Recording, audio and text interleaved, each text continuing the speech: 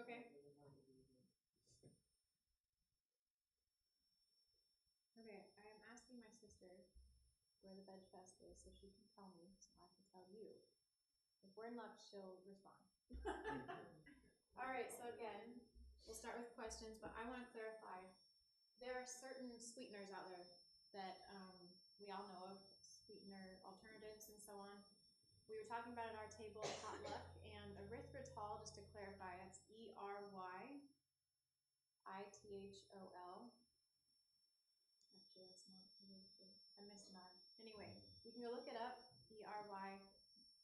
That one actually causes blood clotting. Causes what? Blood clotting. Okay. And it is added to stevia. That's why I only recommend certain types of bottles of liquid stevia. And those are Better Stevia brand and Just Stevia. I usually can find them at Walmart or normal, I guess, just regular stores. But if you really need to, you can find them at certain health food stores. Oh, okay. I'll just use this one. It is live. That's right. Yeah.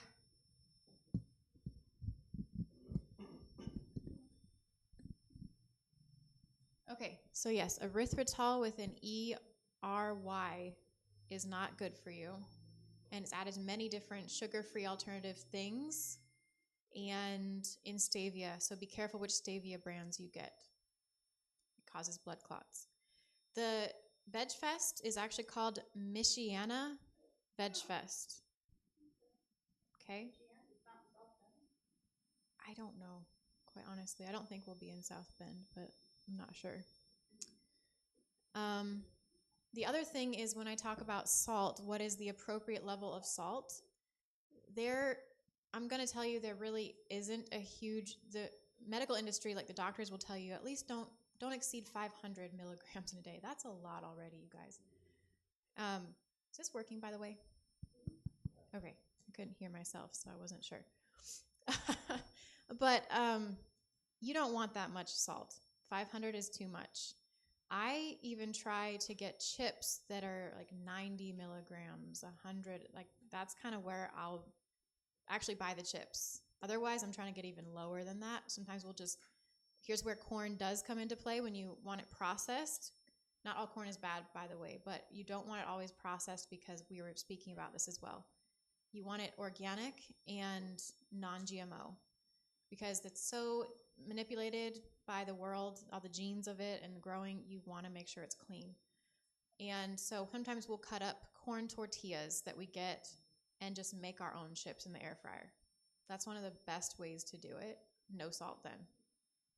Whatever dip, yeah, it's like a restaurant, but whatever dip you're having with it, that will have your salt in it, and that's plenty.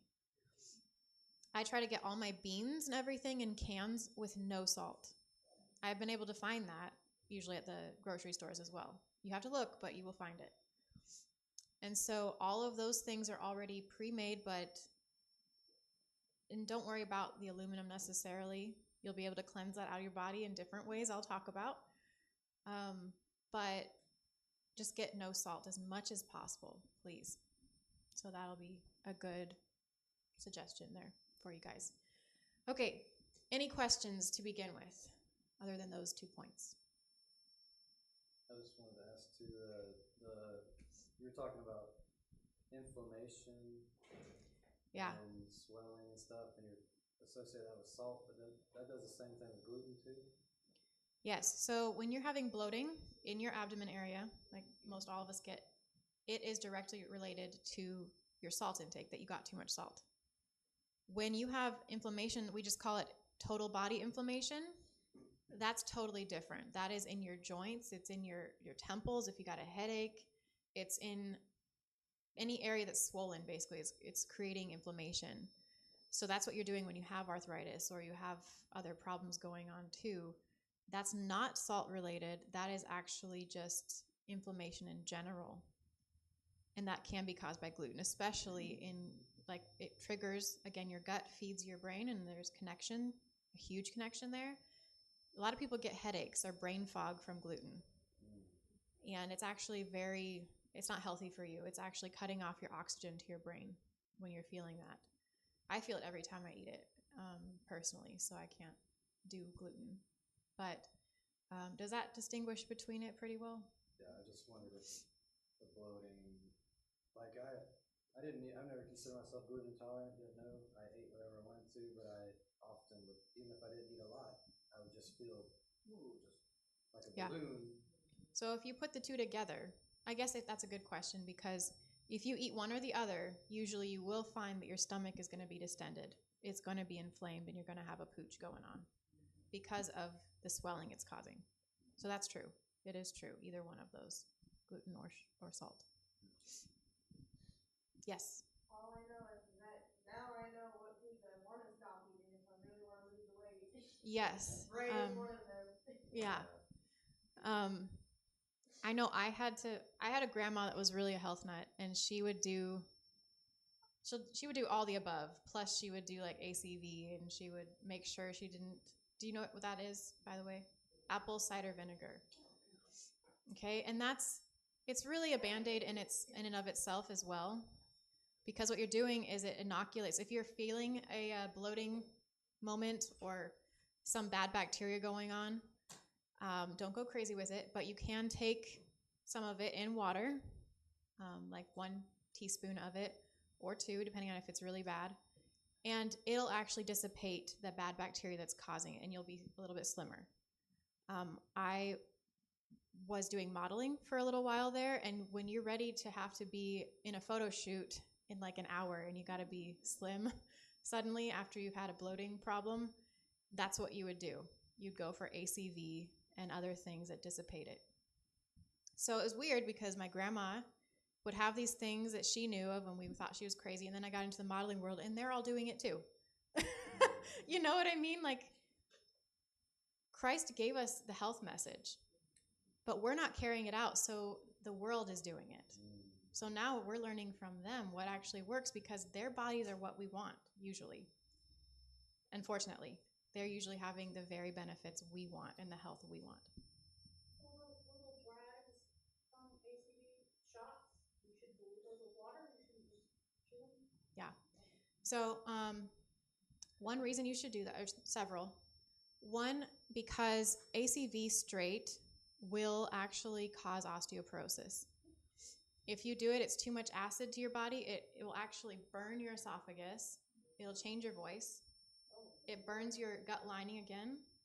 And it will actually start making your bones release calcium from them just to neutralize the acid burn in your gut.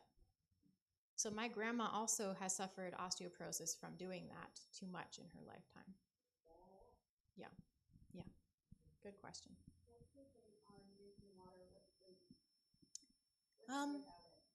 With or without it? I don't see it as a big problem. I know some people who are knowing that they have certain issues, like they're eating too fast or they're eating too much heavy starch processed foods, and they're using water as kind of like it's kind of like putting a bunch in and then having a hose at the same time. They're drinking a ton at the same time. That's not healthy either. That's inundating your body with too much at one time. You're always going to be bloated in that case. You're just always going to be like a big hose that can't release anything. And so, yes, you can drink with your meals, but I would not suggest that you go overboard or try to do it much. Just try to take a few sips in between and then stop, because every couple of bites, you know what I mean? Just eat regularly and then think about it, drink a little bit, eat a little more, drink. That's the only feedback I can give you, really, because I found that if people don't, and fiber is an issue today, you need to use water and fiber, but at least if they can get the water in there, it won't cause so much scraping as it goes through. So that's one area. I know it's hard because Ellen G. White always says never to drink with your meals. She didn't perhaps meet people today and where they're at in their health journey. So, yeah. Yeah. Anybody else? This might be a weird question. Okay. Have you ever heard that our stomach is as big as our Yes. So I was really bad with portion control, and now I'm really trying to watch the portions I put in my body. Yeah. So how do you, like, I looked at pictures of your stomach, and it looks like a little wrinkly, yucky thing. Yeah.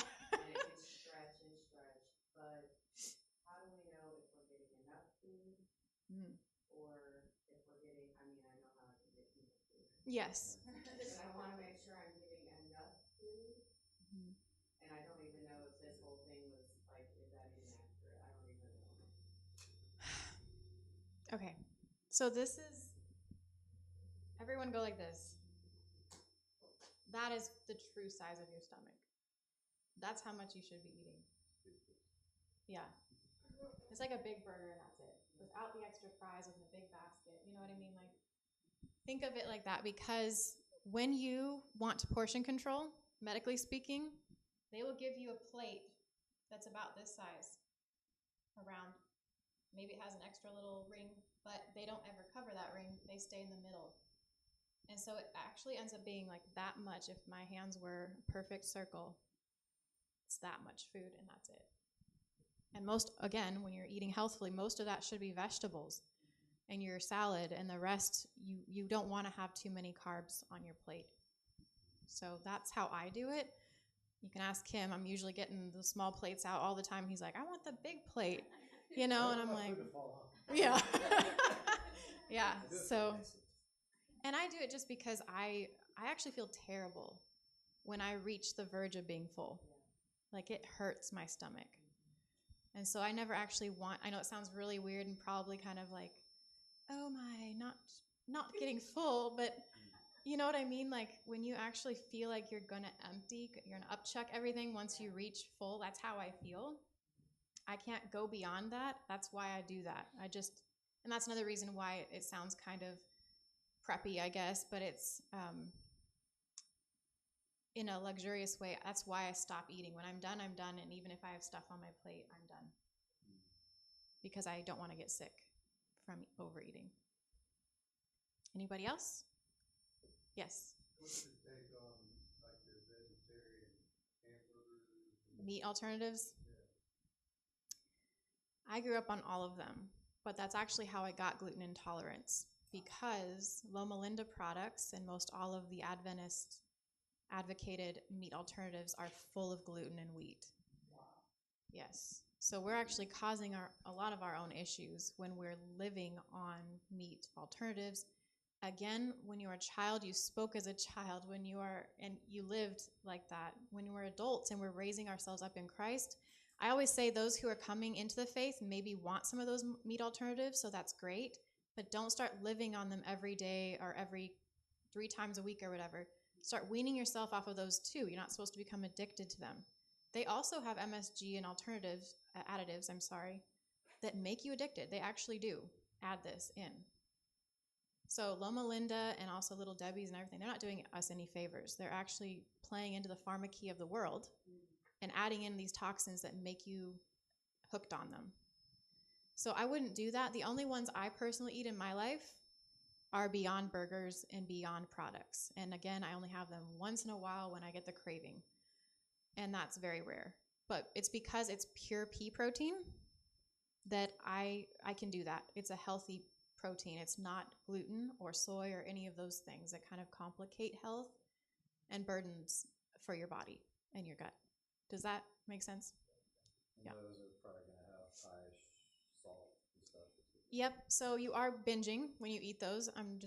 You are cheating when you're eating them, because they are high, very high in salt and your oils that you don't want to be taking in. So just don't cheat too often. That's another thing. I don't know what we're doing as humans, but we're like, oh, I've been doing so good, I get a cheat day every week. No.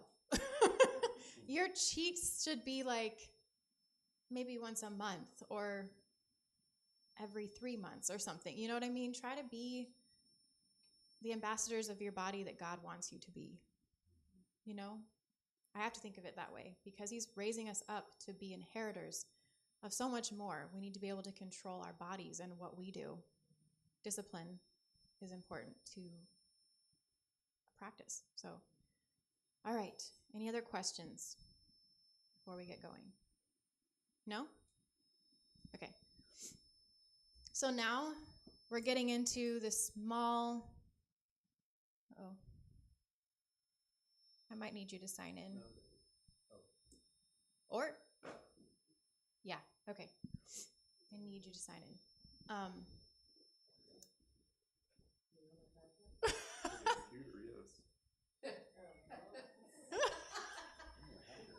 Yeah.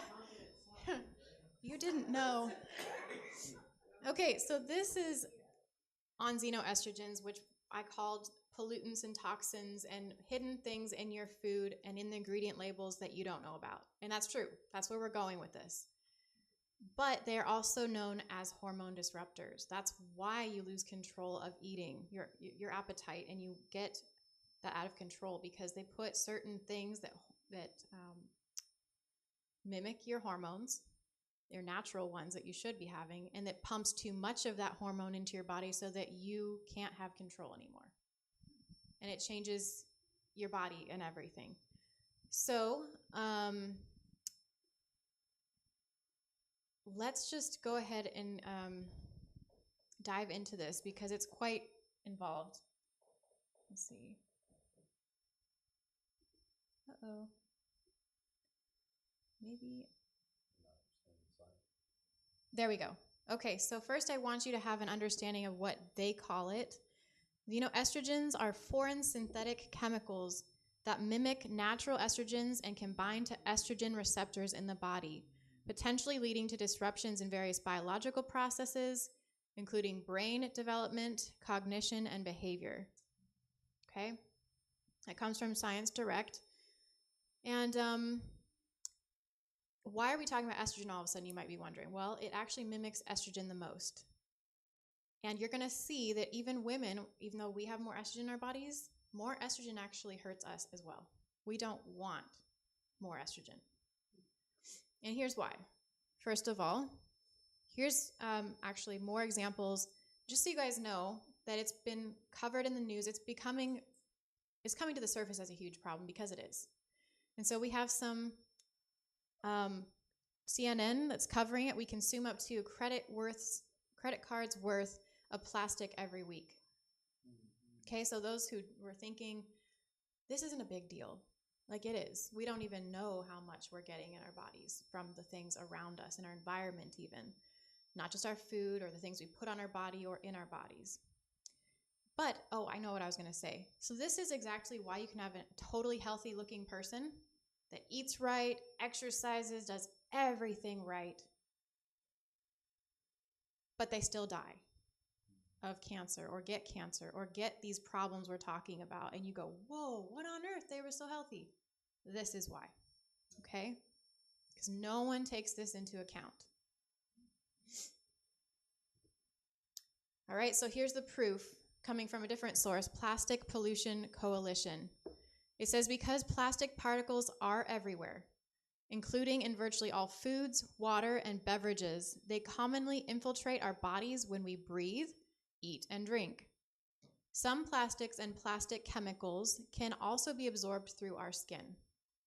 In addition to breathing in a credit card's worth of plastic per week, so keep that in mind, other research suggests the average person also ingests about a credit card's worth of plastic per week. So that's double the amount. There you go. That's roughly 2,000 microscopic plastic particles or 5 grams of plastic every week. Or that's around 260 grams of microplastics per year. All right, the weight of an apple.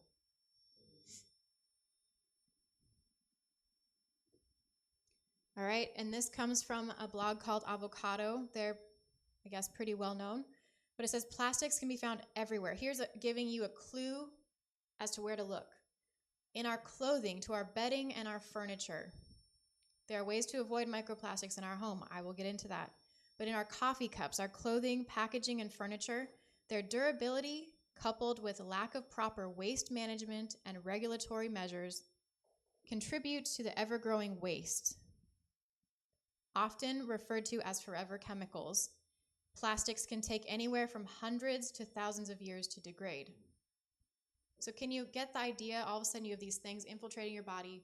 When I talked about festering in the part 1, this is what starts to fester, these toxins. It's like they're held in a vacuum somewhere in cells, whatever organ they've been stored in, and they just start to fester. Okay, so here's one way. There's multiple ways that you can cleanse yourself from this, but it says xenoestrogens, chemicals that mimic or interfere with estrogen, are primarily stored in fat cells throughout the body. And that is true. This is because they are lipophilic. So lipo means fat. Philic means they like it. They're going straight there as their home. So in some ways, and I hate to say this, but in some ways you are providing a home for them when you have lots of excess fat and flesh on you. This is meaning that they dissolve in fats and oils also. So that means, if you take it a step further, I want you to think hard. What happens when you start to sweat and do a hard workout? Or you reduce your weight? Does anyone know? Well, think about it. Not yet. Let's go. What happens to these fat cells is they almost melt like butter. When you get your core going really heavy and you're like, and your face is turning red and you just feel like you're overheating, that's a good sign. I hate to say that because I hate cardio, but it's a good sign. And you need to actually rev up to that several times during a cardio session to start having these fat cells turn into butter and release through the bloodstream into your waste system. And you actually get that out. So you do actually start releasing some of these microplastics through those fat cells being dissolved and getting out in your waste. That's a good thing. But sweating is important then. Sweating is huge. I have people sometimes, of course I want you to work out. I get that's not always sometimes a thing that everyone can do, but you have to get there eventually. When I get certain people who maybe are too large and they can't work out very well with their joints, I get them in the sauna. A sauna is great for getting them to at least start sweating.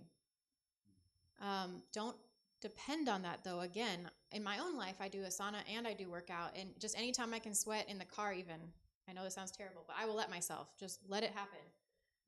Unless you're going to be in front of people, okay? But if you're not, you're just like, whatever. Because we are so attached to our AC and everything, we just always go, oh my goodness. Guess what? Your sweat cells don't know how to open up anymore when you do that. They're not learning how to open and close like they should. Your waste system and detoxification systems aren't working right. You start holding on to more and more of the toxins. You get more and more fat cells going on. You have to keep your sweating mechanisms working, okay? So this was just a clue to that happens it's released during weight loss and periods of stress. That's exactly what it means, is you're sweating, and it helps. So this is an insight here. Estrogen needs of males and why everyone needs it. A lot of men like to sit here in my presentations and go, not me. I don't need that. Or this presentation isn't for me. But here's why. Estrogen plays a critical dual role in male health, particularly in prostate function. Men should care about that. And fertility. But its balance is key. Both too little and too much estrogen can cause health problems. In males, estrogen is primarily derived from the conversion of testosterone by the enzyme aromatase. In the prostate, in the scrotum, and epididymis, estrogen receptors, they give you the exact names, I'm not going to state them, but they're up on the screen and will be recorded. They regulate cell growth and differentiation. Balanced estrogen levels protect the prostate by modulating benign hyperplasia. This means, or prostate cancer. So it actually modulates whether your skin cells start to divide and create tumors or not. The more estrogen you have in your prostate or going on, the more your cells are going to start to cause cancer and divide. So let's look further. Balanced estrogen levels do that, plus Let me go through that sentence real again. Balanced estrogen levels protect the prostate by modulating inflammation and reducing the risk of excessive cell proliferation, which could otherwise lead to conditions like benign prostatic hyperplasia or prostate cancer. Similarly, in the reproductive system, estrogen facilitates fluid reabsorption in the epididymis, which is vital for sperm concentration, maturation, and motility. Insufficient estrogen disrupts these processes, potentially resulting in poor sperm quality and infertility. I'm going to tell you why, even further in more layman terms, why that matters. So when you want good sperm, right, to be fertile and be a healthy man, when you don't have enough estrogen, you are said to be infertile. If you have too much, you can also be infertile. And what I've learned about looking at the sperm when there's infertility issues is the estrogen actually causes the sperm cells to grow only in halves, or sometimes only certain parts. So they're missing, it's kind of like looking at a frog that's missing certain parts. And you want them to swim. You want them to be fertile and get to where they need to go. And they don't. So when you have something that can control that and help them all grow to maturity, that's what it means, maturation and motility. That means being able to swim properly. You will have a healthy sperm count and life in that way. However, excessive estrogen in males can equally be detrimental, causing a range of health problems. Here we go. Elevated estrogen levels are often associated with suppressed testosterone production, leading to hormonal imbalances that impair spermatogenesis. That's exactly what I was talking about. Spermatogenesis is the life of the sperm and the development of it. Reduce libido and contribute to erectile dysfunction, as you might have guessed. High estrogen levels can also cause gynecomastia, enlarged breast tissues, and increased fat deposits, particularly in the abdominal area and the chest area, which may exacerbate insulin resistance and obesity. So I can usually look at someone, unfortunately, and know if they're having these issues based on where their body is depositing the fat. It's really easy to point out because it causes you to do that. Just like the way you can feed an animal excess estrogen and turn them into more of a female, we were made to store more fat as females. So when you give a male extra estrogen, they start storing more fat in areas we were supposed to have, like chest and butt and abdominal areas, okay? So that's what we're turning them into, is unfortunately we're feminizing them, okay? Furthermore, it is linked with prostate disorders, including inflammation and cancer due to overstimulation of those receptors that promote abnormal cell proliferation. Okay, excess estrogen can also impact cardiovascular health. As you know, many men who look that way as well usually have large stomachs down around here. You can almost go up to them and ask them, how's your cardiovascular health, and know that it's at risk. It goes hand in hand. As it may contribute to clotting disorders, this is why it causes cardiovascular health problems. It contributes to clotting disorders and increases the risk of thrombosis, that's stroke.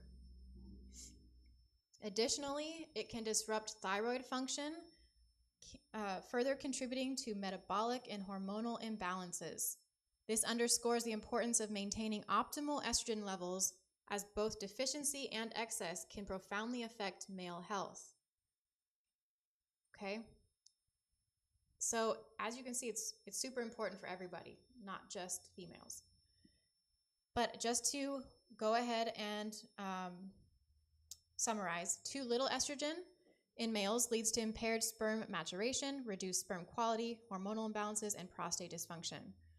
Too much causes gynecomastia, decreased testosterone, infertility, prostate disorders, abdominal, obesity, insulin resistance, and potential cardiovascular issues. There are my sources. Again, you will have these, so I hope that that will help. For women, estrogen is vital in the female body as well, playing critical roles in reproductive and overall health. Produced primarily in the ovaries of a female and in smaller amounts by the adrenal glands and fat tissue, estrogen regulates the menstrual cycle, maintains vaginal and uterine health, and supports bone density, cardiovascular function, and skin elasticity. This is where it is your friend to have a balanced estrogen level. It means to have supple, youthful skin and fertility and health down in the reproductive regions as well. It is essential for ovulation and prepares the endometrial lining for pregnancy. Estrogen also influences skin hydration, sebum production, and hair growth. So there you go. It backs that up. So I have it stated there even further, but we pretty much went over it. Reproductive health, specifically skin and hair, bone and hearts, heart function.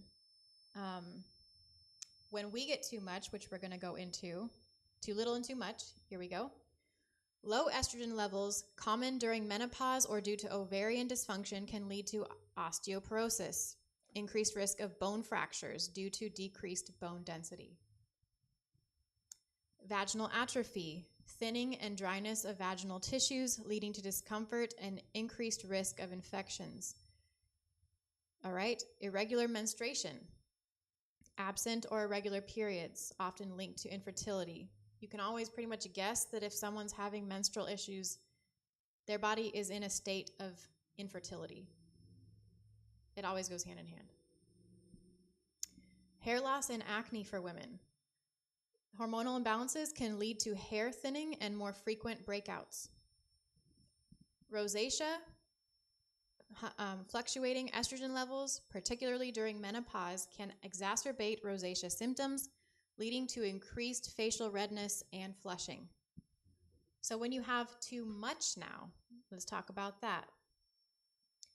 It is often due to hormonal imbalances, birth control, or environmental exposure to xenoestrogens.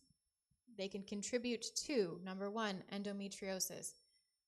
You have no clue how many young people, I guess, in their 20s and 30s also have endometriosis these days. It is incredible. Endometriosis is the overstimulation of the uterine lining that can lead to growth of the tissue outside of the uterus, causing pain and infertility. Just real quick, before anyone is really, I don't know if you want to know about that, but endometriosis as it is not just growth outside of the uterus. It's every month when a female is supposed to have their menstrual cycle, it's supposed to just clean out the skin and kind of just drop, and then you get a new lining, correct? When you have endometriosis, at one point or another, your body was trying to do that and it couldn't get it out of there, so it actually decided to grow and attach through webbing or scarring. Keloid scarring, the really heavy stuff that you get when you have a scar that really shows badly, that's what you get down there as a female. And it just continues to happen and happen and happen until these growths actually occur outside of the uterus, sometimes attaching to the stomach, the bladder, and the rectum, and causes rectal spasming during that time. So you can have all these issues if you have menstrual issues. Endometriosis is, like I said, one of the most common that I look for, because when someone's having those issues, it usually is or is attached to that. Okay, breast cancer. Most of the women who, again, are having menstrual issues and endometriosis usually have tumors occurring in their bodies as well due to the excess estrogen. They get high estrogen levels, especially unopposed by progesterone, which is a key thing. They just told you if you could increase progesterone, it would counteract the estrogen causing the tumors. That's what they just told you right there. They are linked to the growth of hormone-sensitive tumors in the breasts. So that's something I don't have time to get into, but that's a good nugget of information. Progesterone is good. You want to increase that and not estrogen. Ovarian and cervical cancers. Estrogen dominance occurs and can promote cell proliferation in these tissues, increasing cancer risk. Menstrual disorders, heavy periods, PMSs, and severe cramps, as you might have guessed, are linked to excessive estrogen. Skin issues, too much estrogen can worsen acne in some cases, in most cases, I would say. They're just being kind, quite honestly, like they usually do. Depending on its interaction with other hormones like progesterone and testosterone. It copied something there, but we'll jump down to the very bottom. Other concerns. Estrogen imbalances can exacerbate conditions like fibroids, polycystic ovarian syndrome, and hormonal migraines. All right. So as we begin to look at these culprits, we'll begin to need to understand some of the names they're under. Parabens. These are waxes and things that they add to products to make it stable, but it contains these fake estrogens or extra estrogens. Fragrances of any kind. If it's not an essential oil straight from a plant, it contains these things. If it's man-made and it says even natural oil, it's not. Phthalates, BPAs, PFAs, and sulfates. So we're going to dive into some of these. Bisphenol A is what your BPAs are. All right? BPAs are bisphenol A. That's in your plastics, canned foods, and receipts. It's a plastic alternative that they say is good for you or better for you than others, but it's not. Bisphenol S, another type, and bisphenol S and F, basically. They will call it BPA free, and I hate to say this again, but if you get a water bottle and you're like, oh, BPA free, that means that they probably used, and it's plastic, they used bisphenol S or F instead. They got out of it without telling you that you're still getting these toxins. And so they put it in bottles or plastic bottles of any kind. Just look at it. Phthalates are soft plastics, and they're in fragrances and detergents and everything. Microplastics are in bottled water, seafood, and air pollution. We're really going to dive into microplastics further, but just be on the lookout for that. And plasticizers, they're also called DHPs, are in food packaging, milk, water, and bottles. Again, plasticizers are a huge problem. We're going to get further into that. DDT, which is contaminated soil, is in imported produce. They don't tell you about a lot of these, especially these lower ones I'm going to be mentioning. But DDT, atrazine, which is a herbicide, it's non-organic produce that they're putting that on. Deldrin and endosulfane, that's again soil waterways. Lindane, which is a lice treatment and used in pesticides. They actually use this on our produce. They go, oh, it's used for lice. We're going to use it on your produce. Methoxychlor, agricultural pesticide as well. Polychlorinated bisphenols, PCBs, are used for old equipment and industrial sites. They get into your food and cause issues. Oh, dear. Okay, dioxins. I'm just going to name them because we really don't have all the time in the world, but you'll be able to read off where each of these come from later. Is that okay? Okay. Dioxins, alkyl phenols, parabens, xenophenones, octinoxate, I think, synthetic musks, dithylstilbestrol, ethyl estradiol, birth control. Okay, we're going to look at this because birth control always equals extra estrogen in your body that you shouldn't have. Non-phenol ethoxylates, pesticide residuals, growth hormones. That would be in your foods and products that you're eating. Flame retardants. This is an interesting one because I don't know that many people stress this, but flame retardants are used in your furniture, textiles, and electronics. And it causes many issues for your body. Detergents, air fresheners, paints and coatings, nonstick cookware, and thermal paper receipts and packaging.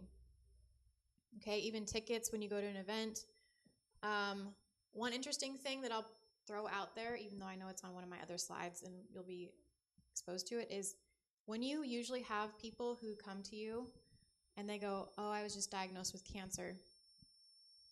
One of the easiest things you can ask them is, oh, do you have air fresheners in your house? Yes, they usually do. Because all fragrances have such a high concentration. Fragrances and air fresheners, same thing, pretty much. Just a synthetic smell that they made in a lab.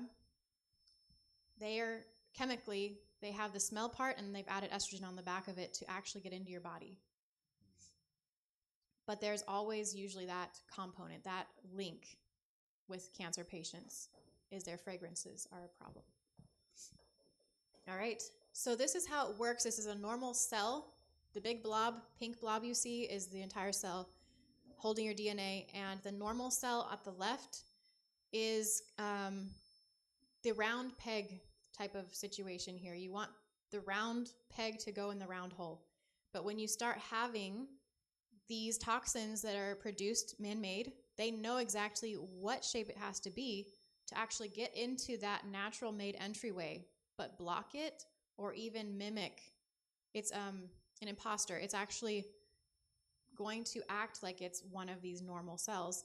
And so you start having these normal cells that get in, but then they have, just like they're showing, the pill-shaped ones that get in through the passageway just fine because the first part of them are shaped correctly to get through, but then they have the back end of them that kind of causes all of the toxins and the problems. But most of the time what they're doing is you have several that get into the cell, and then all of a sudden you have this point where they completely block, like a dam, like a beaver dam. They completely block that receptor site, and it no longer is working properly. There is detox mechanisms which are quite involved that can be used to release these blockages in your receptor sites, but that's another topic again. So here, we have to start beginning to look at what we have around us. I mentioned all these things, BPA, that's in your aluminum cans, your plastic bottles. If you can, never drink out of a plastic bottle, just if possible, prevent it. Fast foods, if you know of what they do, first of all, to that container that they put around a lot of your fast food, just like it's showing for that French fry case, they have a certain lining, just like they have for popcorn, that is an anti-sweat cover of wax and chemicals. They don't want your food to sweat, but in holding all that in, you are eating, all those chemicals are going into your food, and you are eating all of those things. So not only are you getting the oil and the extra sugar and salt, because they put sugar on your fries too every time they make them. You get oil, sugar, salt, and then you get the extra chemicals that they put that are saturating into your food from the box. So those are BPAs. You also have cash register receipts. I know some people, again, which I understand it, but you do have to find some ways to detox. Otherwise, I'm not freaking out about a lot of this stuff because I detox all the time. You guys have no clue how many detoxes I do throughout a week, every week. And not because I'm paranoid, but just because I want to have a clean body. And they're inundating you so much that you have no alternative. What you're eating isn't going to do the detoxing. The regular stuff that you're going, oh, this is healthy, that's not going to be doing the job to clear these out. And so because I detox, I don't have to freak out. But some people wear gloves every time they're handed a receipt so that they can just put it in their wallet and then take the glove off it. You can be that way if you want. Sure. But it shows the popcorn right there, the same thing, same principle. But when these foods are hot, and it usually is a hot something or other that they don't want to sweat, and you pop that popcorn bag open and it goes straight up into your nostrils, guess where those toxins just went? Straight into your olfactory nerves, right into your nose. And some, it's true, your nose has quite a connection with your brain, so some of them just go straight into your brain. So you have toxins that are going there and taking up residence, or you have it in your nose from opening that popcorn bag. I'm sure it smells good to us because it's a wonderful smell, I'm not going to lie, but popcorn smells good, but it's pollutant to your body. At least those chemicals are. So make your own popcorn, please, in a pot, old-fashioned. And that way you can also control what's on it. I love that because no more of these extra oils that are bad for you either, or extra salt. You can actually make your popcorn taste the way you want without making it unhealthy. Okay, triclosan. This also has different names, which I'm not going to go into right now, but your deodorants, not to mention that they have tons of aluminum put into it because aluminum, man, I'm giving you guys all the secrets today. Deodorant has aluminum in it because it wants to actually seal up your sweat glands. So they're stopping your detox pathways. Most deodorants are already going, we don't want sweat to happen, they don't want sweat to happen, so the quickest way to stop it is to fill it with a metal. Just jam the pathway full of metal. And then they fill it with a fragrance on top of that, and you're going, oh, I have deodorant. So you want a healthy deodorant. I go for Schmidt's. Charcoal and, charcoal and lime, I think, is the smell. And that is all natural. It doesn't have those in it. I would suggest that brand for sure. If you want me to look it up later, I can show you the exact one. But your soaps also have this in it because the same category, I guess. Think of your deodorant, your soap, your toothpaste, and your body wash. They're all kind of in the same boat. Did you ever realize that, maybe you haven't, but I actually have a body care line at sozobody.com. And why I started making that is because of all of the excess, estrogens they're putting in everything.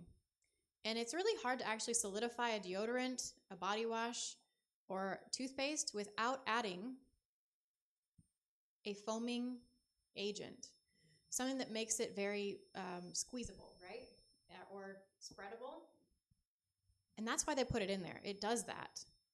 And it doesn't crumble or, get brittle or weird stuff that happens with natural deodorant. That's why.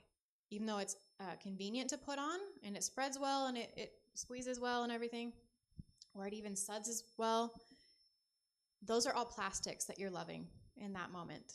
That suds well because the plastic joins with the sudsing agent and it bonds and it becomes really close friends.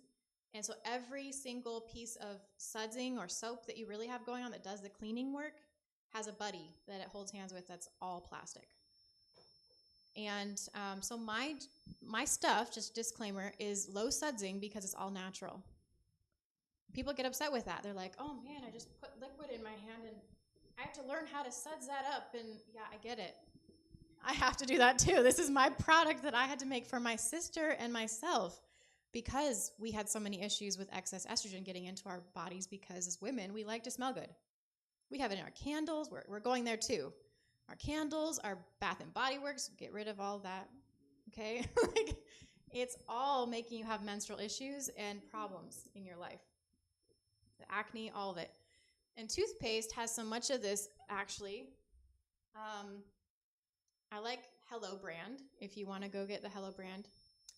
Fluoride free. They have both, so you got to double check that it is the right brand. But for men, I've talked to men who are having the excess breast tissue problem go on and the excess abdominal fat. And they're like, I don't eat meat anymore and I don't do this and I don't do that. And I'm like, well, which toothpaste do you use? What deodorant do you use? All this stuff because they don't realize they're feeding themselves so much estrogen with the other products they're using. They are causing the weight gain to happen.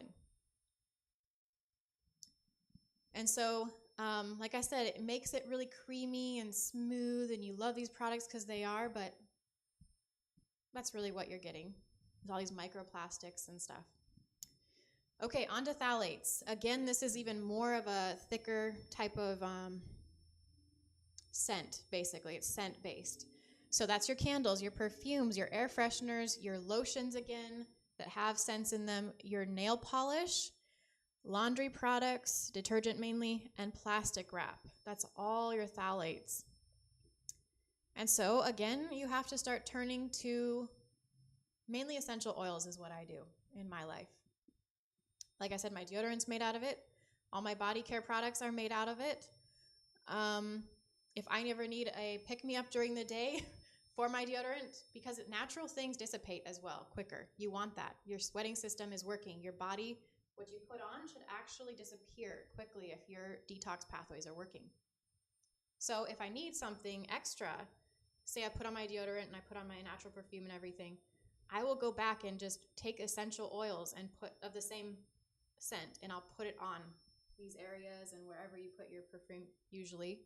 And that does everything for me. It does a whole nother like couple of hours. You're good. And so you have to think about getting laundry care products that are with essential oils as well, instead of the other kind. And plastic wrap, man, that's a hard one, because you basically have at your disposal then, again, the old-fashioned wax paper coverings. Has anyone seen that? Yeah, okay. So that's what you need to transition to for most of your sandwiches and your leftovers and so on.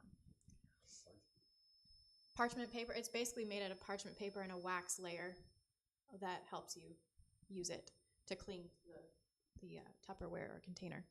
So then when we get into this, you have to think of your straight up plastic containers in your house, everywhere. Again, this is a huge process. It takes time. I'm not getting on anybody because of this, because my own home, I'm actually having, try going room by room, okay? And it takes time. It takes months to just go room by room and clean out and get replacement containers that are usually glass, stainless steel, or wood. I know that sounds really weird, but transition to all of those are the healthy alternatives. Your food, of course, as I talked about, your pesticides and herbicides are usually the culprits there if you don't know where your food is coming from. Sunscreens, again, it's in the same boat as all of those body care products. Contaminated water. People don't think about this, but when they say, oh, my water's clean, we have treatment centers here in America. I know that sounds hilarious in some ways, because they might be filtering out residue, straight up bacteria or whatever, right? When they treat the water, they do not ever filter out the excess estrogen pills that somebody's taking, or the steroids that your next door neighbor is taking, and then they pour it down they peed out, or they decided, I'm not taking this anymore, so they pour it down the toilet. It goes through the treatment center into their big vat. They clean it, but those chemicals all stay there. And then it gets redistributed through your pipes to the whole neighborhood. So I do advocate that you get a water filter that can do hormones as well. It filters water in many ways, getting the residual, like real things that are true particles that you can see. And then you need the stuff that does like UV. Mine has a UV system that actually kills bad bacteria and hormones in it as well. It's called Water Drop if you want to look that up. You can get it through Amazon or their website. There's also other brands. I found that Berkey doesn't actually, I know that they're really well acclaimed and they are well made, but they do not do it to the degree that you're looking for if you really want all those hormones and everything out of there. Fabric, yes. What about the Brita water filters? Unfortunately, that doesn't do much for you at all. Okay. Yeah. They always have a message. I hate to say this as well because this might get controversial, but the government always puts out a lot of advertisements and publications for the public, kind of like the herd to get, and they think you're stupid to follow. And then you got to go, oh, that's not true. So everyone goes, oh, Brita. No, that's their message to the public to make you sick. You have to go looking for the things that make you healthier than that. Because their range of what is healthy also comes from somebody who isn't doing so well in their health. They want you to be in that range when they do medical tests, when you're supposed to be a lot higher in your ranges to be actually healthy or optimal. Does that make sense? Okay. Yeah, I'm going too slow for this. Okay, and your contaminated fabric materials, very quickly, I love athletic wear, but athletic wear has wicking abilities, right? That again is a plastic layer of your active wear that doesn't allow you to sweat because it's holding in the sweat and clogging your pores. So you have to find alternatives. I love my bamboo athletic wear. It's pricey, but it works very well. Or full cotton. That's the best alternatives there. You have dental fillings, which of course are heavy metals. This goes into your heavy metal family. Any leads, chromium, mercury, all of that. There's many more. I know that there is. But you don't want those fillings in there. Yeah. Nonstick cookware. That's where you have your Teflons and all those other things added. I like my cast iron pots and pans because that works. That is not contaminated with anything. In fact, it helps you with iron count. There's also stoneware. I know this in other alternatives, but I don't know it extensively. I have glass pots, believe it or not. There's a company called, can you help me with this? Visionware. And it's very old. They stopped making it, but if you go to thrift stores, that's how we got a full set. We finally found a full set, but it's glass, fully glass. You can see through your pot even. It's cool. So cast iron and glass, if possible. Or stainless steel. Those are your options. Herbicides are a problem, of course. I've said candles because of the scents. Pesticides are the same problem with herbicides. Sunscreens, arsenic. Did anyone know that arsenic is in a lot of your furniture? Okay. Or some of the things you're eating. Like they are adding it. And so you got to be careful. Cosmetics, yes, they are all in there. All of these. If you really put it into perspective, they're all there. And so that's another reason why I made some of my products. And then I only advocate certain other makeup brands. So why this matters again for your health, for your skin specifically, is you have on the left unhealthy skin barrier versus a healthy one on the right. Maybe let's go out to the right first. So when you usually have irritants, we'll call this your products that aren't healthy, or even something that's not good for you, you usually have a skin barrier, which is kind of like your mucus layer on your gut. It protects anything from getting in. And all it does is it keeps the natural oils and moisture in there, so it creates plenty of moisture. You're not dehydrated. You don't have as many wrinkles usually or aging occurring. And I don't know how well you guys can see that. Are you able to read any of that? Okay, good. So down below it says the stratum cornicum, which I don't expect you guys to know all this, but it actually creates those layers that it's highlighting with the arrow. It holds in the moisture like we're talking about, water. That means oils, good oils for your body. Now, if you go to the other one, the unhealthy one, when you don't have a healthy layer, this is like your antibacterial soaps. They kill your skin barrier, okay? Your alcohols. That's why people go crazy over alcohol being in their skin products as well, because it kills healthy skin barriers. And it creates it like that stomach that's dehydrated. It's kind of like a dry desert. That's your skin at this point when you don't have a healthy skin barrier. You are susceptible to anything that's put on your skin, going straight into those cells and staying there and even dehydrating it further. In fact, when you try to put good things in, they actually evaporate a lot quicker out of your cells. They don't stay there. They don't do the job they're supposed to. And so to heal that, I've heard some people, my sister swears by it, she goes, leave your skin alone. For a while, don't do anything to it. I can't do that. We're all different. Let's just say that first of all. And we have to take that into account. When you're treating patients or clients, people aren't the same. They're all different. So that might work for you.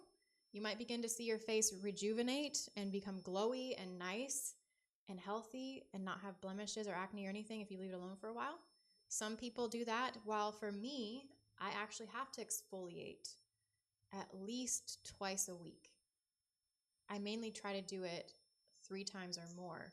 But I've been on the spectrum of being a youth where I did do it every day and I began to get red, dry skin. I was killing my skin barrier. I was doing it too much. So if you're starting to have those issues, stop.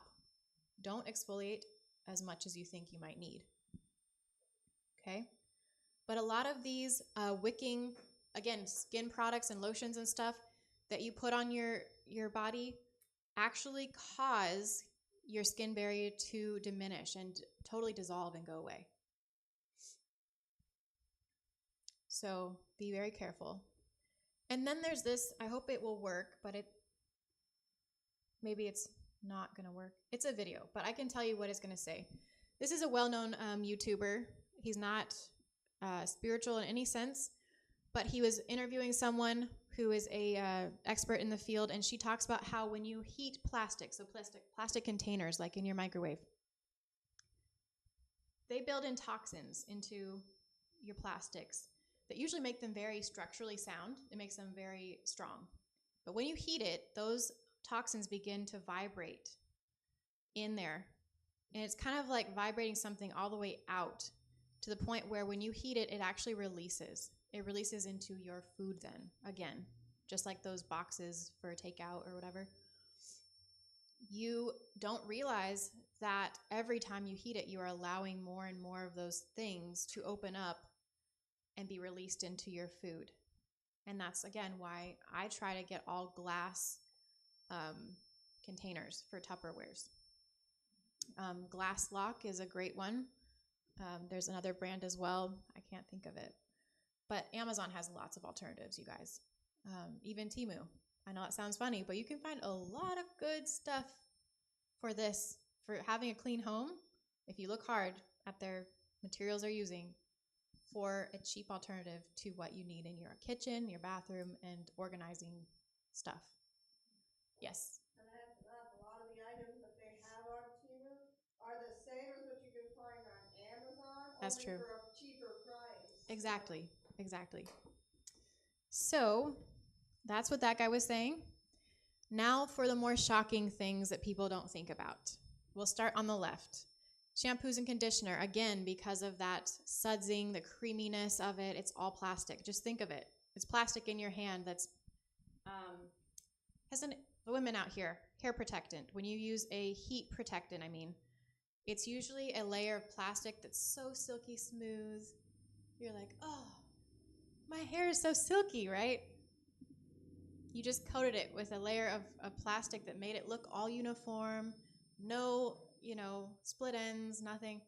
No. I get that effect just from standing outside in the rain. My hair gets all nice and soft. That's good. But you have to be careful because these shampoo and conditioner items, they're silky smooth and everything because of the same thing. It's all plastics. And feminine hygiene products. In the plastic holder or applicator or even cardboard, you will find that it usually has a lot of additives the same way that are not supposed to ever be in your body. From even when you insert it, the cotton itself, if it's not non-GMO or organic, you're still getting some of those things in the process of them creating the cotton. So your activewear, as I mentioned, that's your polyesters, all have those products in it. Your hard soaps, unfortunately, God didn't mean us to have hard soap. I know this is a hard reality, but it's really hard actually. You have to make a full glycerin brick if you really want a hard soap. And I've tried to perfect that a bit. I haven't had much time to, so I'm not going to say it doesn't work, but I haven't had success with it yet. You also have lots of your ingredients becoming oxidized, so they're dying off when you do a hard soap. It's much more preserved for its integrity when it's contained in a liquid. So that's why I still just like liquids. You have laundry detergent and softeners. Yeah, the same problem. Scents are a big problem, and the plastics they add in there to make it all sorts of soft, comfy, and warm that you want it to be. Fragrances and perfumes, birth control, unfiltered water, milk. Okay, who out here has been trying to be healthy and getting plant-based milks? Okay, you love your milks? Okay, that doesn't help me a little bit, but at least you won't care. You need to make your own milks at home is really the alternative, because what they're doing is they're putting plasticizers, which means liquid plastic. That's what a plasticizer is. It actually flows nicely right out of its container.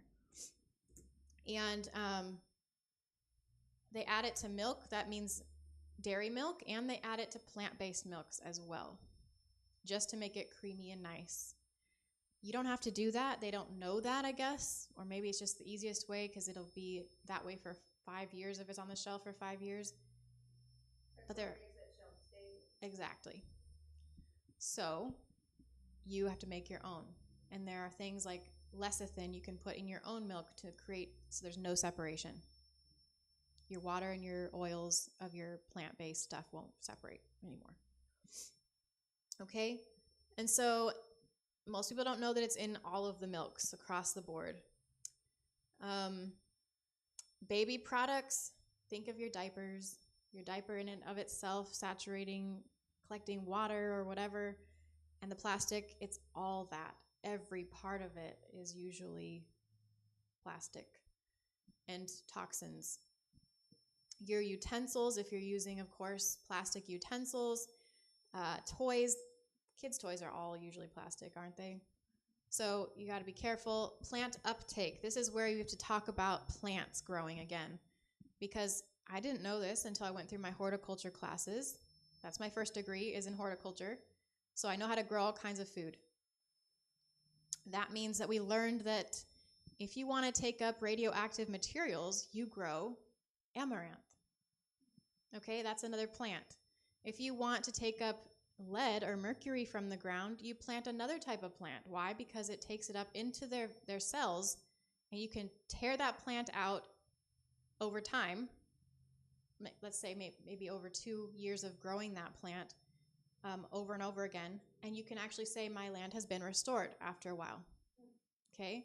You rehabilitated the soil, but if you don't know this, I want you to eat, by the way, I want you to eat amaranth, and I want you to eat these things because they're good for you. But if you have bad soil and you don't know it, that's exactly what they're uptaking, and that is what you're getting when you eat it. Okay? So God was amazing. He created certain plants to rehabilitate the soil like this, but you have to be very knowledgeable about this so you don't get these lead, mercury, radioactive materials, and so on into you. Okay? Cooking oils. Please go on my website. I have a blog that I try to keep up with every week, and there are 11 oils that I cover that are all contaminated with xenoestrogens. Okay? I can't speak on all this right now. This is too much. But please go look at it. Salt. Did you know that they add little pellets of plastic into your salt when you buy it from the store? Okay? Half of your salt probably is not real salt. Yeah. So, that is why I will go to Whole Foods or whatever I have to and buy Celtic salt and Himalayan salt only. Celtic salt goes for like everything. That's the most nutrient-dense salt you can use. And Himalayan, I only use specifically, basically when I'm out of Celtic salt. Okay? Himalayan salt has some of those toxins in it too, and pollutants, unfortunately. And again, do you hear me? You have to detox all the time. It's in everything, even natural foods. Okay, so your bottled water, again, it is plastic, but they put that water from the public water into the water bottle that they sell you. It has all of those contaminants in it as well. Beer. A lot of people don't realize beer, which contains a lot of water, has those microplastics in it as well. Their honey. Have you ever noticed if you go to Walmart and you get those honey bottles, it doesn't quite pour right. It kind of takes time to get out of the bottle. The hue is a little bit different colored, maybe darker. than when you get it from a local farm. It's wax and plastic that they have added to your honey. And so I've started getting mine from a local co-op that I can get it from, but look into your alternatives. You want to know your farmer. You want to know their product so you know where it's coming from. Tea. So if you're steeping your tea bags in water, think about what I've just told you, the toxins being released when you heat things. You usually have a plastic tea bag that they've given you. It's releasing that straight into your nostrils, usually as you're stirring it and pouring it, and you're loving it. I love tea, by the way, so I really hate this. But you want tea bags that are usually clean and are not made out of plastics or any other of these contaminants. Parabens, phthalates, you know what I mean? Think about it. Frozen meals, when they're heated in their plastic containers, same thing, okay? It gets into your food, you eat it, it's terrible for you. Fresh produce. Microplastics have been detected in vegetables and fruits. Why? Because they put a preservative over them. This is why you see a cucumber that looks waxy. Apples that look like they're waxy as well when you see the shine on them in the light. And you got to wash it off. Unfortunately, they've made a product that is a preservative of wax that cannot be taken off now. It's a forever chemical, as they're saying. And again, I don't know what to do about it. I still eat my produce and try to get it organic or whatever. But detoxing is the key to life. Here we are. The True Momavation is a group of women who got together and wanted to expose a lot of these toxins in life. And they wrote an entire thing on your activewear and where these forever chemicals are hiding. Usually, again, as I told you, it's right in the polyester of your activewear. Unfortunately for women, also, they like to put it right in your reproductive area to reinforce it over again twice. We all want squat wear or squat-proof activewear, so that matters to us. Of course it should. But that goes straight into your ovaries and your uterine lining again. You know what I mean? So it's getting right back into you again and again. All right, more shocking. The article from the Critical Review of the Presence of Phthalates in Food and Evidence of Their Biological Impact highlights phthalates, commonly known as plasticizers, are pervasive contaminants in food and personal care products due to their wide application in manufacturing. These compounds migrate into foods during processing, packaging, and storage, with lipid-rich products being particularly vulnerable. Lipid meaning oil-rich products. They are particularly vulnerable because of phthalates, which are fat-soluble in nature, and they are also intentionally used in some products to improve texture and consistency, contributing to creamy or fleshy feel in foods and other items. This again gets into your milks, your cheeses, and your ice creams. They do this even in vegan ice cream to give you that feel. The creamy, I don't know what you want to call it, but that feeling like your ice cream can stand on its own. So when you dip into it, it doesn't like fall in like coconut. You know, if you ever made your own like coconut ice cream, it's really blocky and hard, like carving at a block of ice, really. It's really hard. They made it really like spongy and like it bounces back and everything now. And your, let's see, in your plastic packaging, of course, as well. It's not just in the food, it's in what they're putting the food in. And the flexible tubing used in production. Plant-based alternatives like tofu, and I hate to say this because I love my tofu. Half of what they're using to keep that tofu together is plasticizers in the stores. You really have to read the label on that tofu. What is the chemical called? One of my clients brought that to my attention, so I am not completely sure right now. But it's actually masquerading under a certain name that you can look at on your label. And I will have to go look that up from my chat with her. But it's also in your dairy substitutes as well then. In your soy milks and almond milks. They put it all in there because they want it to be creamy and attractive to people also. Your processed foods, plant-based meat alternatives, as you had asked about, it is full of that in there. You have your phthalates, which are, again, the plastic type feel. It makes it feel meaty.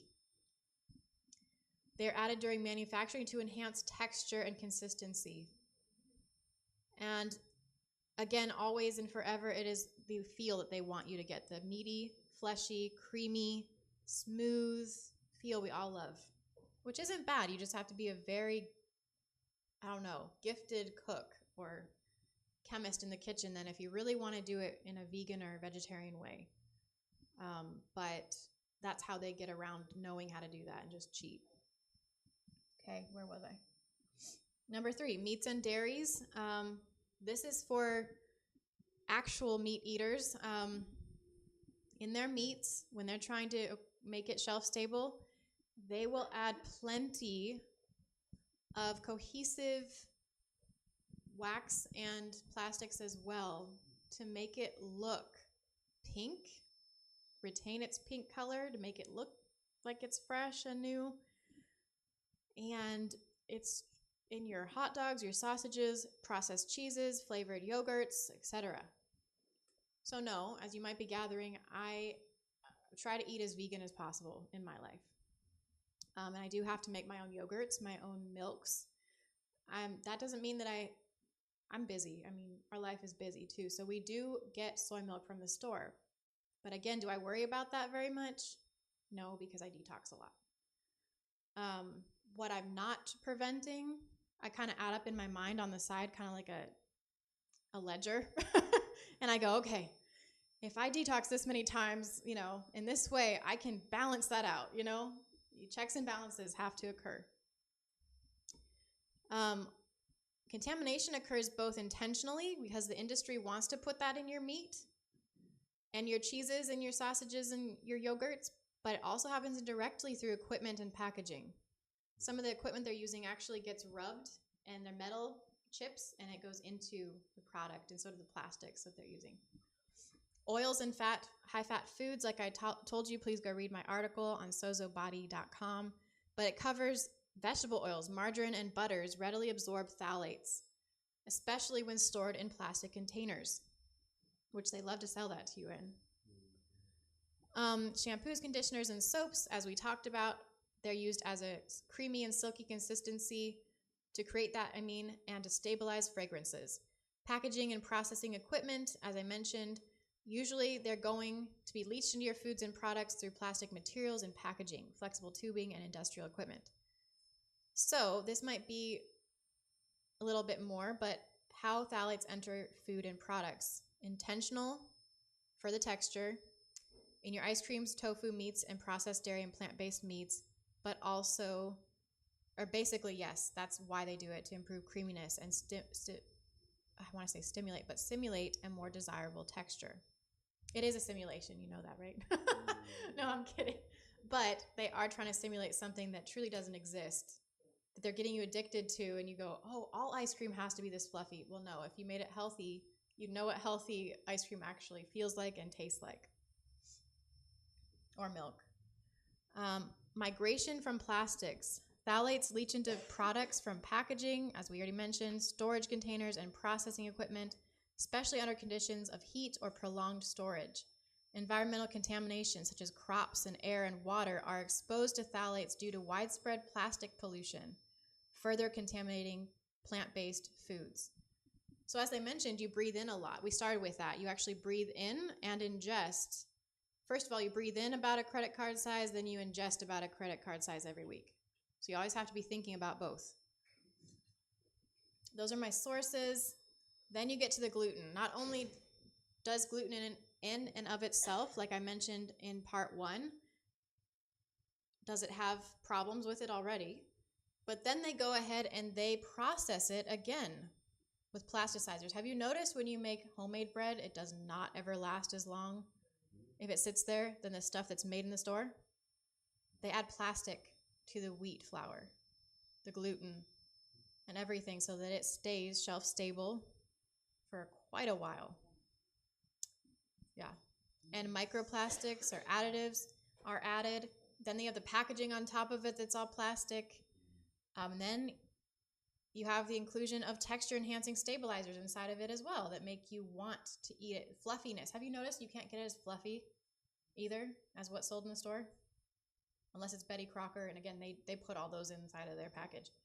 You can't get it as fluffy as they usually have a cake or cupcake or bread, and that is why.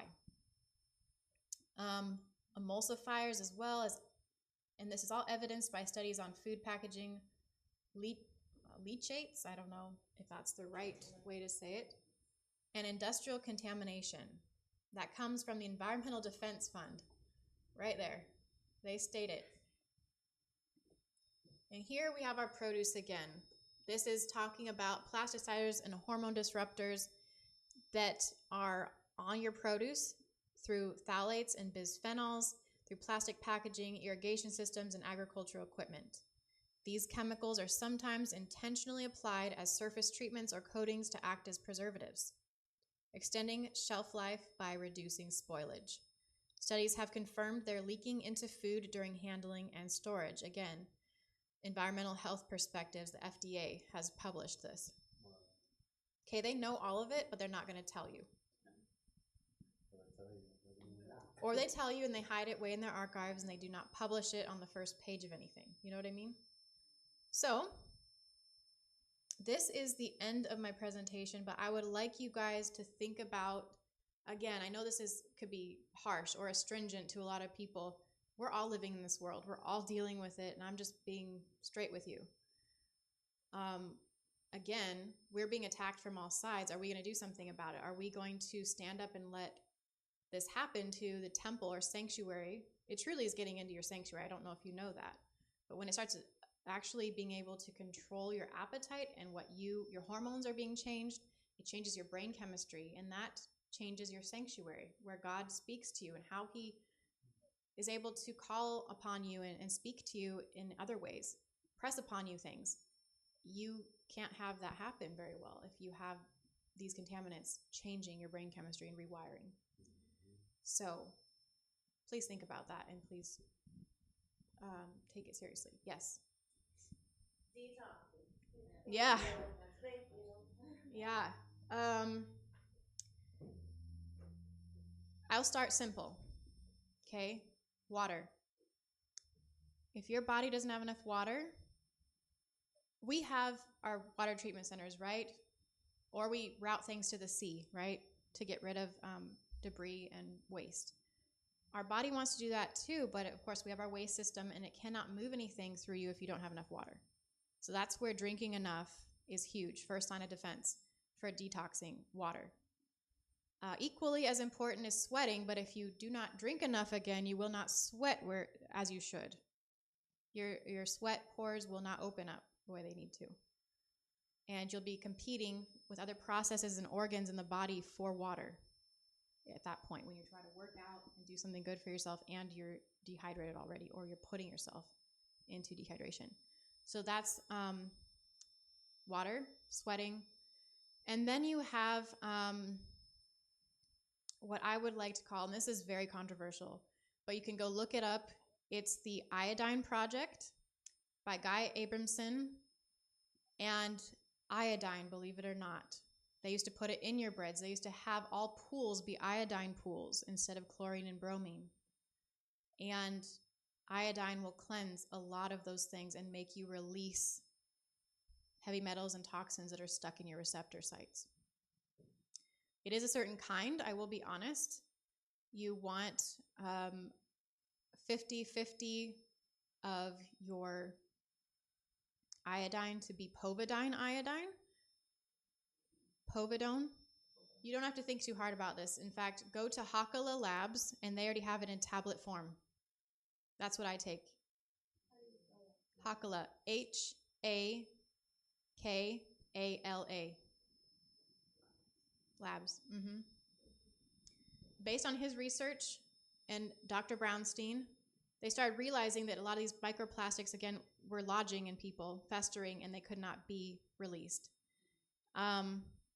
But they found out that iodine could create that release. It could actually start putting it into your bloodstream to be disposed of. And so You have to work up to it. Iodine is hard for your body, but it used to be really abundant in our soil. Every plant needs iodine. Our plants are lacking iodine to grow too. Like I said, it was in our pools. It was added to all breads as a conditioner. That's what made bread, used to make it fluffy and nice and healthy. I can't explain a lot. There's tons of benefits of using iodine. But you have to work up to the amount that you take. You can really put yourself through detox shock if you take too much at one time.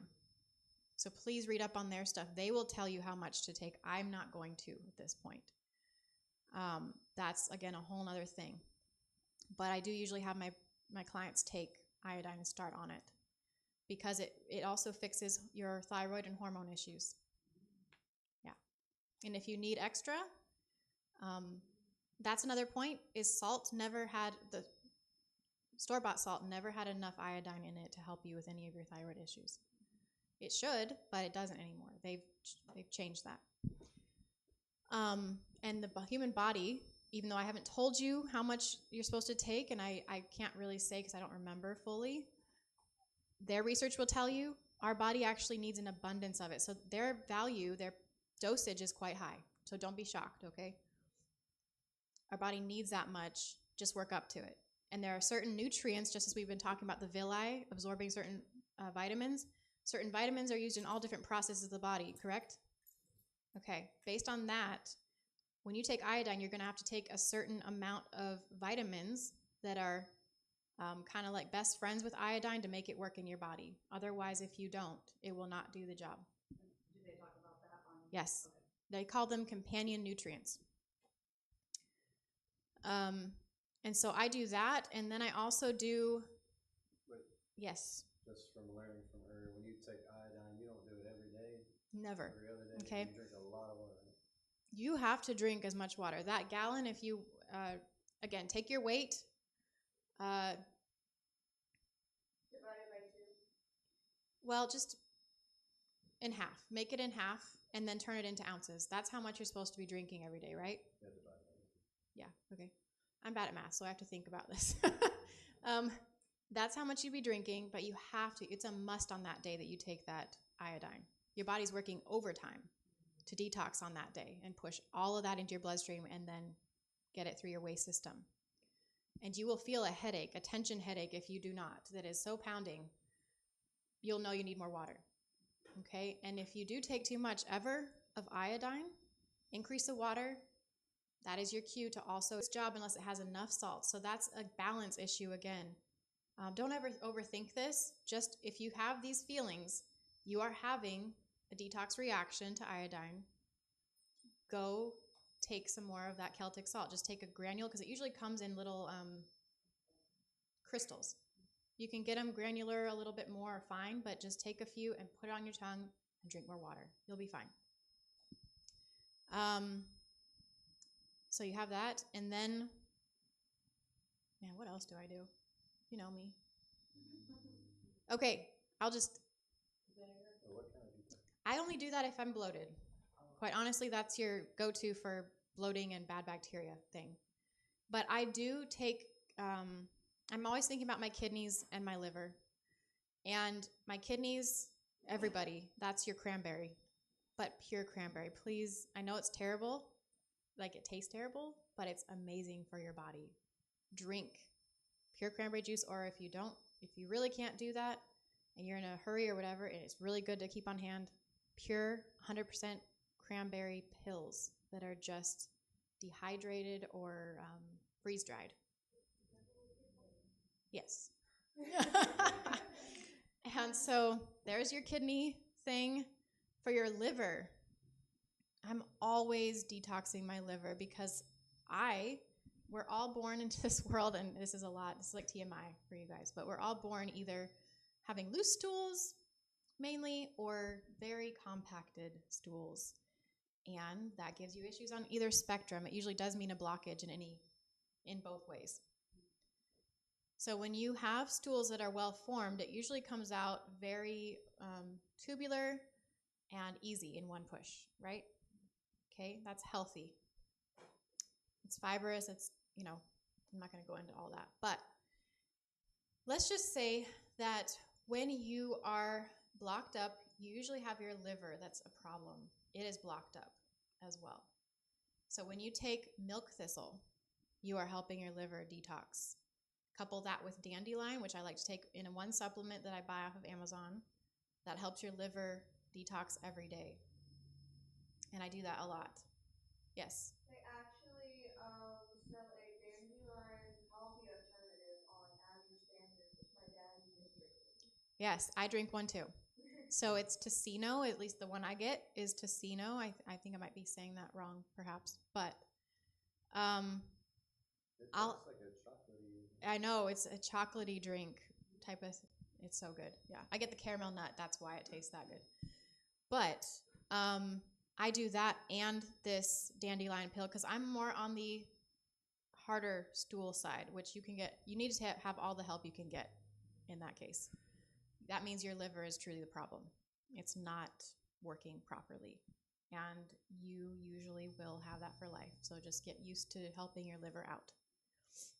Another thing that I didn't say, which I'll go over very quickly, is all of these toxins we just spoke about, whether it's in your toothpaste, to your hair products, to your skin products, or whatever, they all gather and fester and turn into cancer in different parts of the organs, but mainly they get shipped to the liver. Your liver has 5, it's kind of like a filter system, and it has 5 vacuoles in which it filters sulfurification type, so sulfur containing things, heavy metals, plastics, and all these things. It's actually made to do all this. But it gets very clogged up in our world today, okay? And you have to help it out. So that is why I take it so heavily. It's the dandelion, in the milk thistle, because my liver is always taxed and needs more help. Let's see here. That is the main ways in which I detox. I do take lots of other things, especially if you have female issues going on. You might have to really amp that up and take certain other supplements, or, males who are having reproductive issues as well, or ED. This is something I really recently learned about, and I make my own yogurts. And you want to do that in some cases because what we've learned just within the last 5 years, me and my siblings even, we were doing this research study because we're all health nuts, by the way. But certain strains I should say, of bacteria that are probiotics actually degrade and break down parabens, phthalates, bisphenol, all of these things. So you can tackle that by, and I do promote eating, what do they call it? Foods that are fermented. That's what it is. Now, of course, you have to be careful because it really gets overdone with salt usually. I love my sauerkraut, but I can't actually eat sauerkraut anymore because of how much salt they put in it. Unless you were to make your own. Okay? And then, yeah. My mom actually buys organic sauerkraut from Azure Standard for my dad, and he loves it. Okay. That might not take care of the salt problem, though. It still might He be. still adds a little bit of salt here and there if there's not enough. Okay. Because he's a salt freak, he loves the salt. So Yes. But what I'm getting at is their product might actually already have way, way, way too much salt in there. So yeah, I just don't do it. And like the 4th of July comes around, and I'm not about holidays, you guys, but when they've got a party and you're going to it or whatever, because you got people around you that still do it, I will have my sauerkraut then. There are cheat times. Okay, look forward to it and have it then in your relish, you know what I mean? So there are other kimchi, miso soup actually is a great one. Again, it's kind of like making your own soup then in that way. Just don't overdo as the amount of salt that you're putting in. And so that's your fermented foods.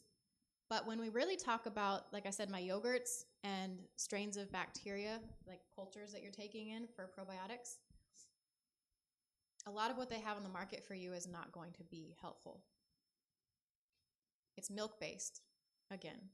I'm not going to say that all of milk-based cultures are bad. but there are only certain types of probiotics I will tell you to buy. Brand name. And I can look that up for you. I don't have it right now. But it's the only one I will take in. For the rest, I depend upon my yogurt because I bought the strains of culture in bottles from companies to add to my yogurt and just culture myself because I know what each one does for me when it comes to these xenoestrogens. And so that would be a whole nother thing. And we will have to get into that later, but what probiotics actually break down what type of xenoestrogens, which is an amazing study. I will just tell you, it is incredible. They're giving it to cancer patients, and they're noticing a difference, a big difference, and several other conditions. But that's where I'll leave you guys. That is what I have for you. That's how you break down these things. Thank you. Any other questions? When you talked about sugar alternatives, is honey in there too? Yes. Just don't take tons of honey. Be crazy. Because I love it, but I have to limit myself. For sweet tea. Yeah. How long is it usually? Huh? Depends on the person's body. Yeah. So one of the things that they have you do, I don't know, when I get into skincare as well, I have my own skincare, like I said, skincare line.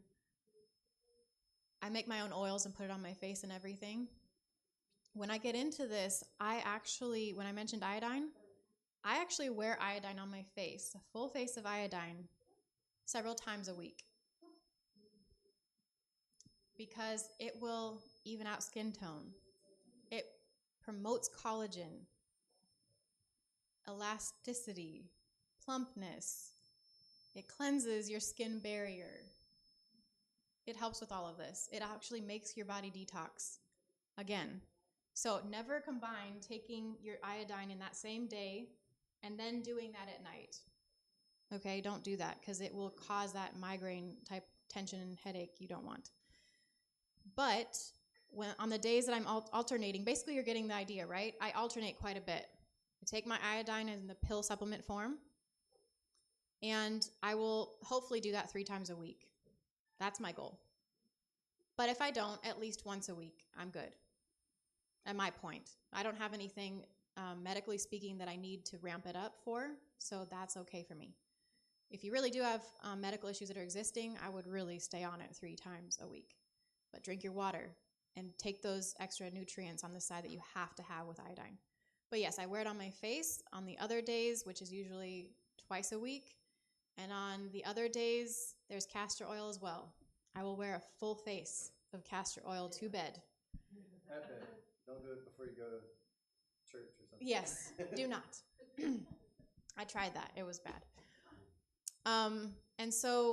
And put a towel over your pillow, like one that you don't care about, and make sure you haven't put too much on that's going to seep right through that towel. Make it plush, okay? Or maybe an old pillowcase. Yeah. It's too thin. It really goes through the pillow. Some pillows, and I used to put 2 pillowcases on my pillow. Right. Yeah. Thank you. Yeah. But anyway, that's what I do. And I don't do the castor oil more than when I feel I need to. I look at my skin and I go, oh, what does it need? You know what I mean? You have to look at your body always and go, okay, what is it doing? What do I need? And the castor oil will take red spots away a little bit, but mainly the iodine will do that. So castor oil basically, again, it evens out skin tone, which makes you look like you just have an angel's face of no blemishes. Okay? There's other oils that I put on my face every day, and there's many. But I don't use castor oil as my detox. Okay? Unless you have cancer or growths in certain areas. Huh? That's right. It'll start shrinking those tumors. That's when I will tell people to start adding that into that detox routine of alternating. But again, you guys know, as I've told you, you can really go into shock if you're doing this way too heavily, too much during the week, and you're not drinking your water, eating properly, getting enough sleep, and everything at once. So please pay attention to your body. Don't go and be extreme with this. All right? There you go.